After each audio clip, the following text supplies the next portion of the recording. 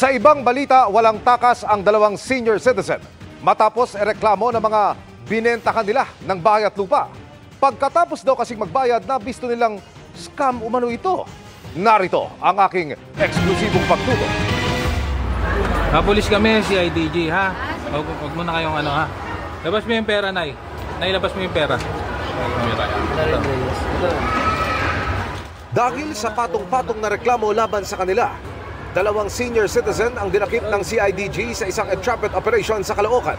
Inaresto ko kayo ha, sa kasong panluloko nyo.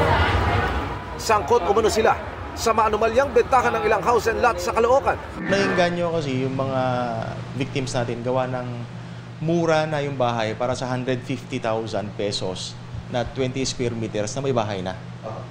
At ang usapan dito, payable yung 150,000 pesos mo within 3 years time. Sa Facebook Marketplace, nakapost ang for sale na house and lot. May demo video pang ipapadala sa buyer para makita ang loob ng bahay na fully furnished. Pero pag nagkabayaran na, ayon sa CIDG, saka madidiskubring ang titulo ng ibinebenta ilang beses ng naisangla. We will be filing staff a case under Article 315 ng Revised Penal Code against our two suspects for the presence of fraudulent representation purely for the purpose to defraud the victims. Kabilang sa naloko ang kusinerang si Nilda na ilang taong pinag-ipunan ng ibinayad umano sa mga suspect. Laking gulat niya ng lumipat dahil makakasama niya pala sa biniling property ang mga suspect. Sabi ko, ba't ganun? Nagbayad na kami, hindi pa kayo umalis. Ano po sagot? Ganun daw, basta 3 linggo daw ang ano namin. Naiyak na lang si Nilda. Ang pera na talagang pinaghirapan ko. Puyat pagod ang dinanas namin. Kabilang siya sa napakaraming complainant na halos pumuno sa labi ng CIDG office sa Caloocan.